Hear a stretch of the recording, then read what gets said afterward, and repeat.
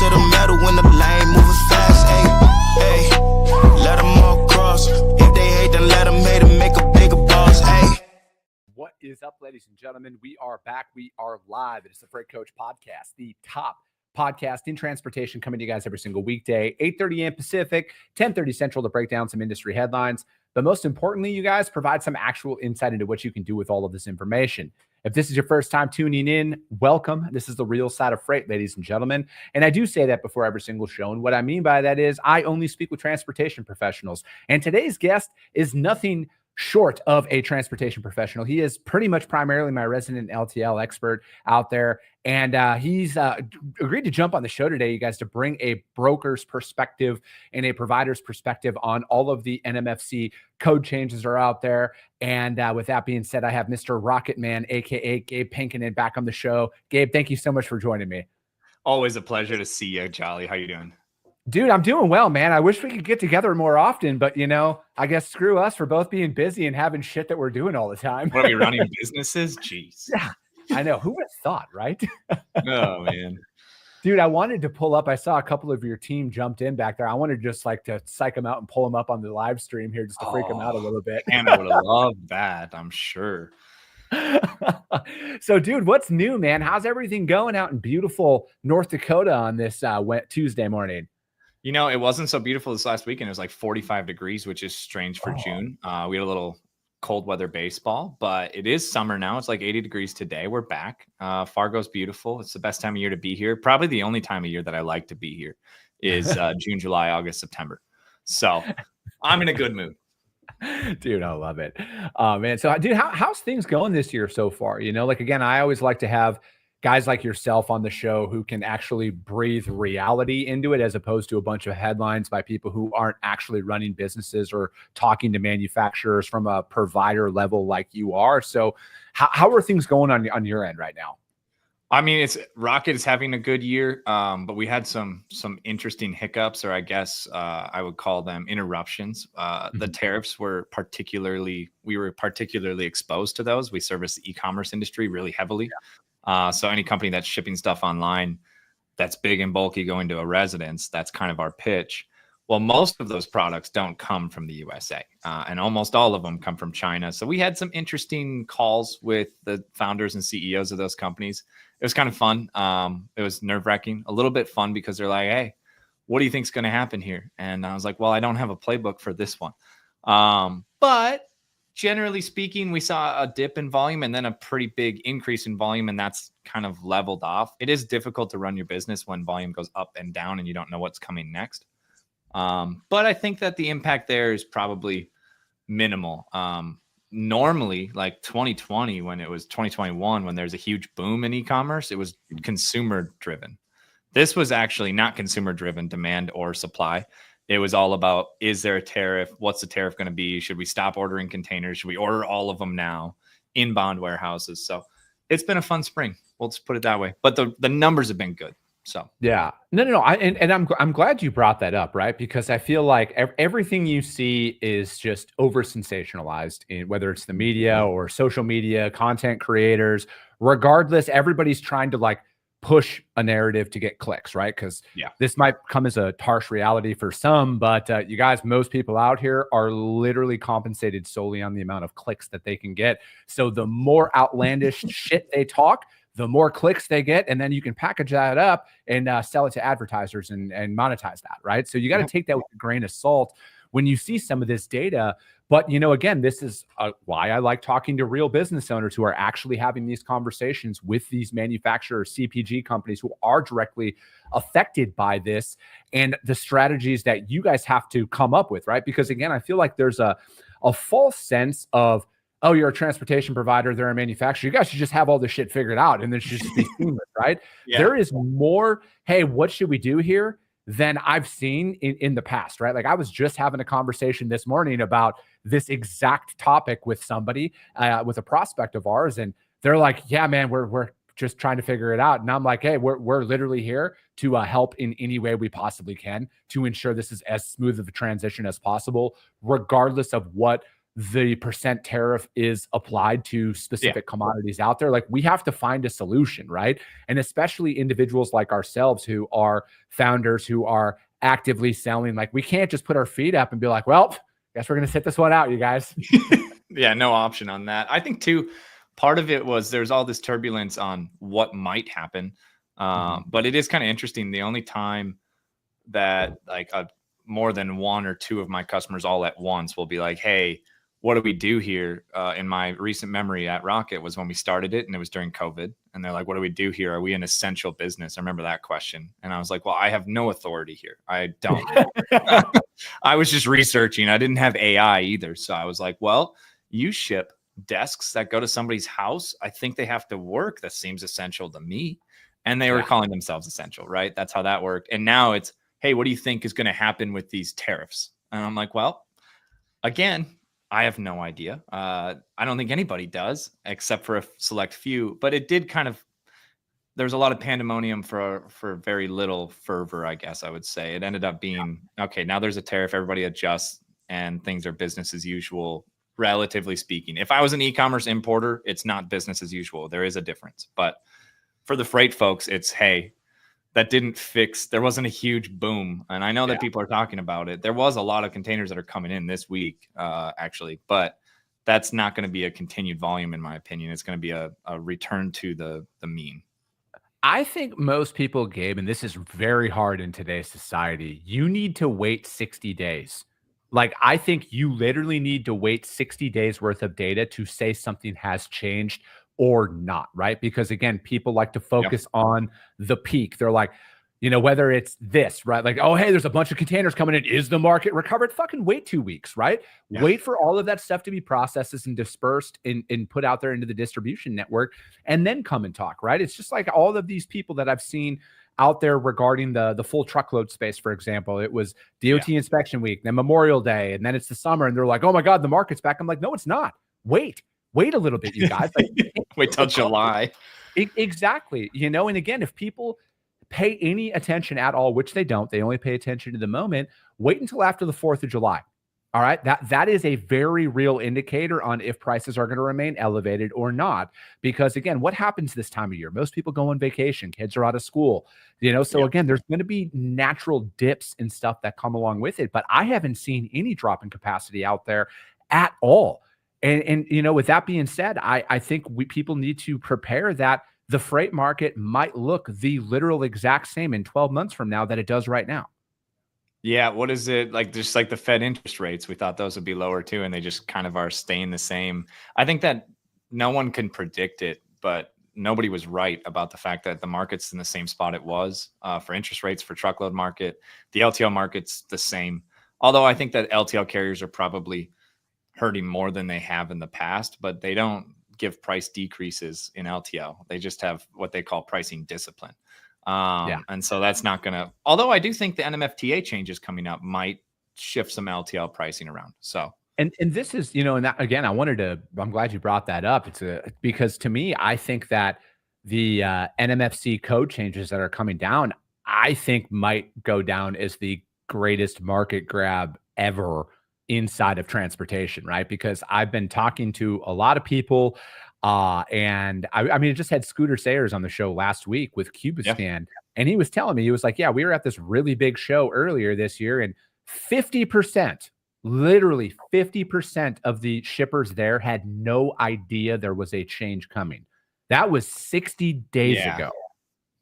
Yeah, it doesn't matter if anybody knows it's coming, because there's no clarity on exactly what's going to change until it happens. And so now, even if you know it's coming, there isn't a real resource out there that says, if my item is X, is it affected? They're just basically they're blanket saying, and there is some documents, but it's impossible to figure it out. It's like, hey, there's 5,000 total NMFC items, and 2,000 of them will be affected in some way. Mm-hmm. How will they be affected? And like in LTL, your freight class changes your price drastically. One freight class change. That's why everybody, like, the buzzword is a reclass, right? Yeah. You don't want a reclass because it costs you money. If you have, let's say, wooden desks, and you ship wooden desks, but you ship them knocked down, or KD is what the NMFC code will say, KD for knockdown. There's 3 density-based classes inside of that. and it has to be nested if they're chairs, things like that. Now all of that's going to shift to a 13 provisioned density-based codes or classes. If you were on the upper end of 125 class, you might end up at 150 now because they're bringing that back. And like that's going to change your pricing without you doing anything different. So a lot of these companies don't know if they're going to end up at 92.5 or class 100, or if they're going to end up at 150 instead of 125 because they were just in that third tier. That's going to change a lot. And if they're not getting good weight and dims, and Scooter would say this, and I'm a big fan of good weight and dims on the BOL. I think it's less important than people realize, but you need to at least do it. If you don't even do that because you have an NMFC code that's just class 77.5 agricultural tractor parts, it's just one class. And now there's 13 options. And every agricultural implement part is going to be a different density-based class. It's a huge change. Yeah. I mean, so like speaking of that and in the gravity of that, how are you preparing your customers though, right? Like how are you getting out there and getting ahead of this? Because I feel like everybody's so reactive, right? Like I've had the NMFTA on the show at least 3 times now, and they've put everything together. They have a ton of free resources that are out there for people to utilize, right? Like the NMFTA has invested a lot of time and resources and technology to help this. And, you know, they have Class IT Plus out there as well for people to sign up for and become a part of. But, you know, with that, it's going to be huge. Yeah. Yeah. But it's tough because, and I think NMFTA did as good as they could. It's a change, but there isn't a class it out there right now that you can look up your item and know what your freight class will be. And so they put out resources, and it's hard to, like, it's documents and Excels and it's useful. But for the average shipper, like, they either already know their freight class, and if they want to know what it is now, they're going to ask their broker or their carrier, and their carrier doesn't have a way to look up what it will be in the future. Now they can do density based, and if they assume it's going to go to a density based, and there's 13 classes instead of 11, so like normally if you're shipping furniture, it's already density based. Nothing's changing, you'd think, but actually it is, because now there's a class 150 again, and I don't know the other one. I think it goes down to class 50 instead of 55 maybe, but they added 2 classes back. So you might have been a class 150, but you got bumped to class 175. And if you're a furniture shipper, this helps you because you can't get to that PCF of 6 to 8 to get to 125. But if you were 8.5, you're class 175. That's a big jump. And now you'll be class 150. There just isn't a way besides density to look it up right now. So you can kind of prepare, but July 19th is when Classic goes live. That's when you can actually look it up.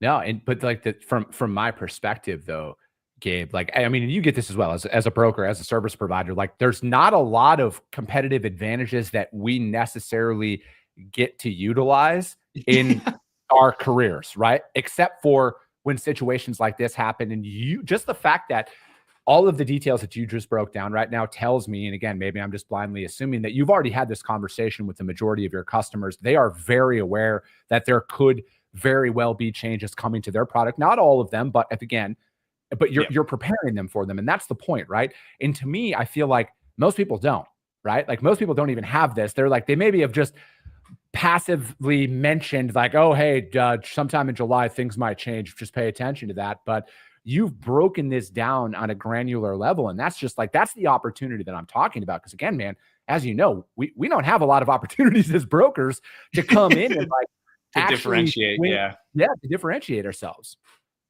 Yeah, we've had conversations with our shippers, but what we've been doing mostly internally is figuring out which items are going to be affected, which is a chore. And then once we figure it out, we already know what items our customers are sending. And then it's like, hey, is it positive or negative? Because it's going to affect people differently. Some people are going to get a win on this because that class 150 I brought up. Some people are going to take a loss on this. Auto parts, engines, things like that you kind of ship at a class 85 or a class 70, a core return, things like that. And I haven't confirmed this, so don't take this as fact if you guys are listening to this, but this is my assumption based on the items moving to density base. There's a lot of items that ship LTL that have a specific NMFC code and one freight class. And if that item's affected, that's going to be really difficult for you to go to your shipper and say, hey, now you need to enter in the weight and dims and the everything and choose a class with our little calculator. And they're like, what? I've never done that in my history. And they might've been doing it for 20 years. They've never done that. They just put class 70, no weight and dims. So this is an opportunity, but also it's an opportunity. This is how I look at it. I go, well, I know there's brokers out there that won't be prepared for this. There's shippers and carriers that aren't doing a good job of this.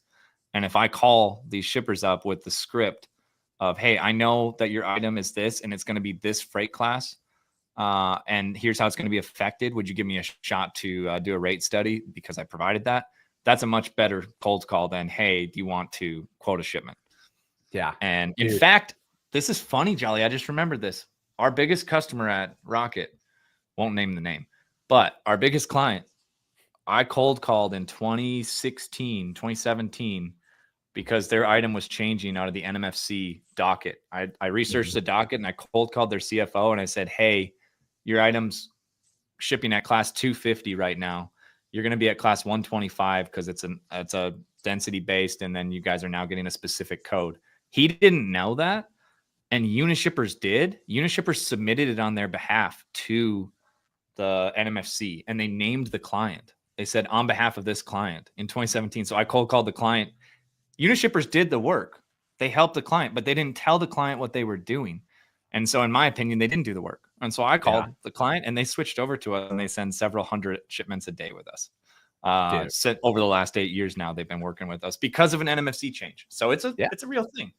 Dude, it is. And I feel like as somebody like myself who does full truckload, partial truckload, it is going to open up the door that a lot of people are now. It is going to be just as cost effective, if not more cost effective, to explore partialing it out, especially if they had higher pallet count or higher density count LTL shipments, right? Because you can't use that LTL discount code anymore on some of this stuff, right? So it's like, as a full truckload broker, I'm looking at it from that perspective, man. I'm like, damn, dude, how many of these shipments that come across my desk that are 8 to 10 pallets are now going to be more expensive to ship at LTL than they would be on a standard partial truckload, and getting that in there as a box truck rate. So I think that this could, and I truly feel this way, man, this will have a very positive effect on the market from a sales and opportunities perspective. What Gabe's talking about right there and what I'm talking about when I'm going out there and talking to customers now, man, I'm letting them know, like, because I tell everybody we don't do LTL, right? Like I literally say that in my opening line on a sales pitch. Everything. Hey, we're full truckload. If you do a lot of LTL, I'm not your guy. Like I essentially break it down just like that. And now it's like, hey, have you guys explored shipping partial truckloads with the potential NMFC code, or not the potential, but with the NMFC code changes that are coming? July 19th. Yeah. So I like your tactic on that, because there's going to be a lot of people that were shipping LTL volume or like a 6 to 7 pallet order, and they're getting those linear foot rules, and they might have an FAK. And so if I'm a sales rep out there and my team will be doing this, we're going to be looking for clients and we're going to be asking the question, do you have an FAK? And I won't explain all the nuances of that, but I don't think FAKs will stay around. And so if they have an FAK, I'll just be patient until their next contract renewal, because the LTL carriers, when they're pricing an FAK, unless they priced in all the risk and they're just inflated margins, they're going to see how this operates with the new density-based classes, and they're going to see that they can get better revenue. And they're going to say, we want all of our customers on that 13 code density-based, because especially if they were getting an FAK of class 70, now they want to actually true class rating. That's kind of where the market's going. If they have an FAK, they're not even remotely aware of how to do weight, dims, and freight class by density. And then we're a resource instead of just a broker.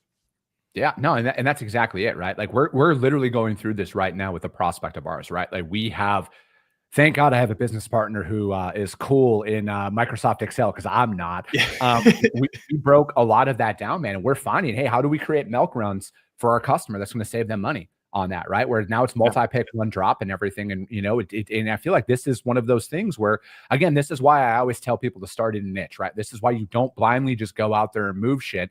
Fortunately, I've been doing this for a long time, and I know how to handle a lot of these situations. But again, like this is one of those times where if you're an LTL broker, or if you're a truckload broker and you have a customer who has LTL freight, maybe it is up in that volume and you're starting to see 6, 8, 10 pallets that come across on their LTL orders, you got to pounce on that shit, you guys. You really do, because for where the truckload market is right now in its current status, there will be a lot of exploring of, hey, is it cheaper now just to ship this out as a partial truckload or a one pick, two drop style run? Yep, for sure. especially if the market stays where it's at, which I don't anticipate it. I know that a lot of people are talking about a huge recovery. I don't think it'll be like a fast recovery.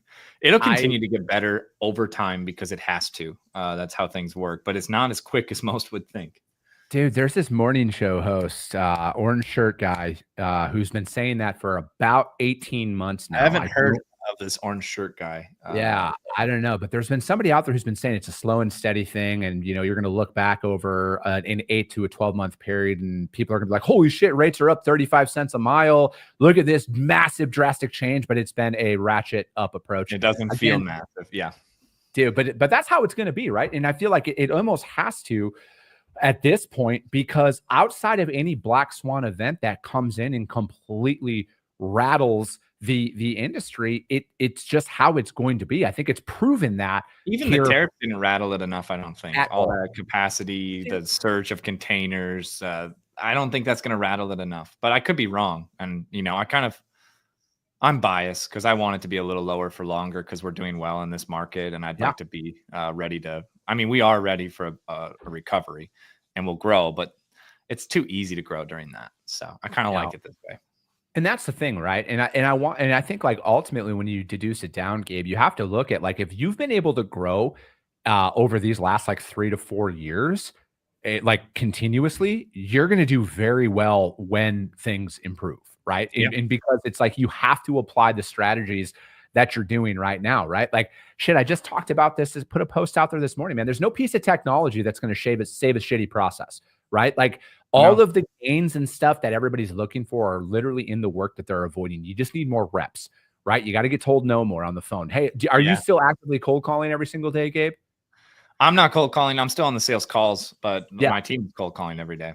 Exactly, right? I'm cold calling. Doing discovery calls. I don't like say, hey, I won't talk to somebody until they're really interested. I still do discovery calls and meet with the client for the first time in person or over a Zoom call.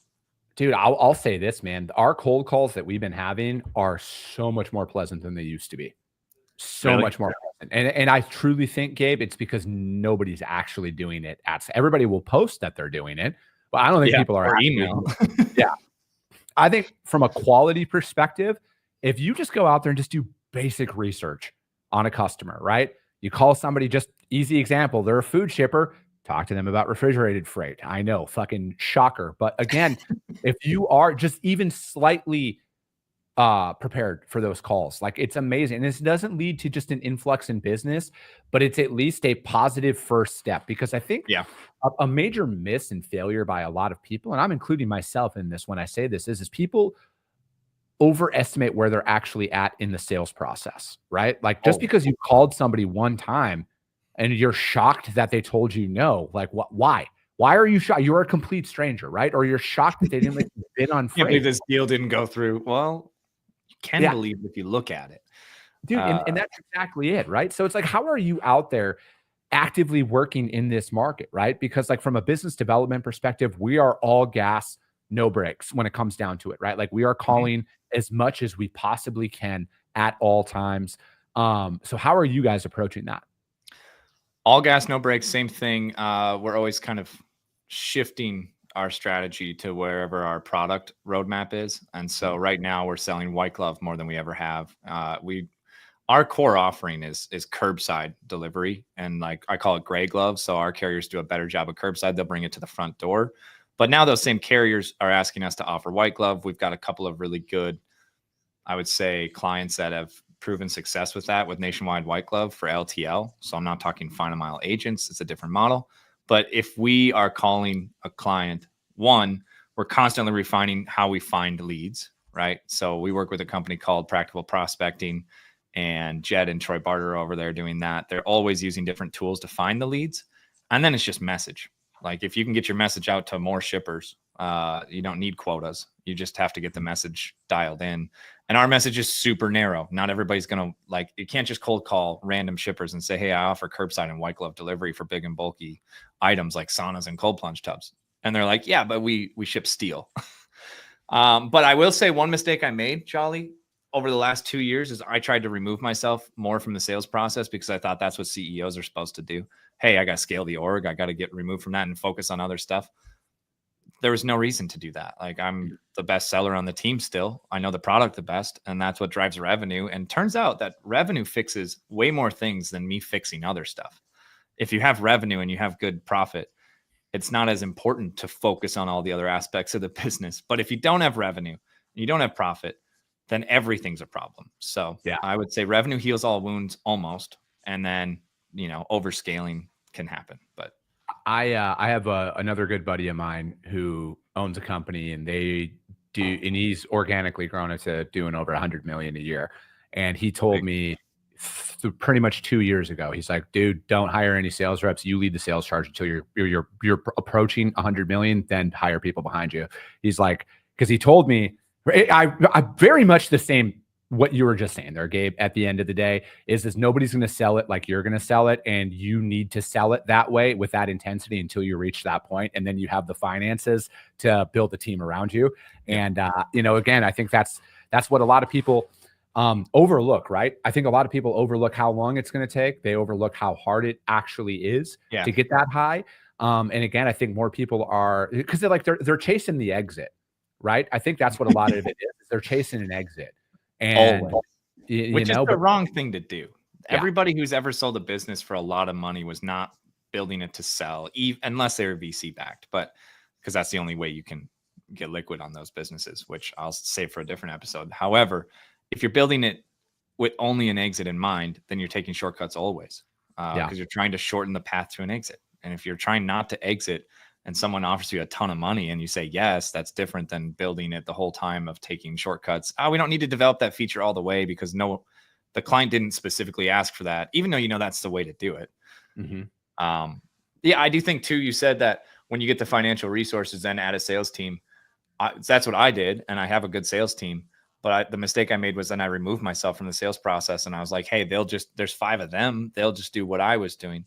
But that didn't make any sense because the deal win ratio went down below 50%, then below 30%. And I got back in January, and we're back above 60% close. So you got to know your sales numbers and know where you should be working at the company. I shouldn't be doing finance. That's why I have a CFO. I'm good at sales, so I'll do that. Dude, I'm right there with you, man. That's I like selling. I like building. I don't like any of the stuff behind the scenes. Fortunately, I have a business partner who loves all of that stuff. He likes to do all that stuff behind the scenes. Again, man, dude, I'm an operator. I'm just a seller at the end of the day. I just like building. And that's where my focus is always going to be, is building. And where your product and your team is at better than the sales reps will, right? So if the sales reps are selling a certain niche service, maybe it's heavy haul open deck, right? I don't even know if I said that right, but I've heard it said by you. So maybe it's that they maybe don't know what carriers you have or what lanes you've run. They're just trying to sell the customer. The whole business, so you can really speak to it. Same thing for me. Dude, I could not agree more, Gabe. But as always, man, these episodes always fly by. So, dude, are you guys hiring? How does anybody reach out to you guys to find out more? Not hiring. If you want to ship with us, we'll ship your stuff. But I was thinking through this episode, I'm going to build a tool for the NMFTA thing. I'm going to figure out how to build a tool. You can look up your item and then figure out if it's affected and what your new freight class will be. So I'll report that back to you. Dude, do that, man. I love it. Gabe, thank you so much. That's going to be it for today, ladies and gentlemen. As always, if you got value in what you heard, subscribe to the show, you guys. If you're feeling really ambitious, rank the show as well on iTunes and Spotify, because if you saw value, that's how your network's going to see value as well. I appreciate you guys. I love you guys, and we'll be talking to you soon. We have an outro now, Gabe. Came back with a bang. Window down, yelling out money, anything. Hey, ooh, got the foot on the gas. Pedal to the metal when I'm getting to the back. Hey, got the foot on the gas. Pedal to the metal when the lane.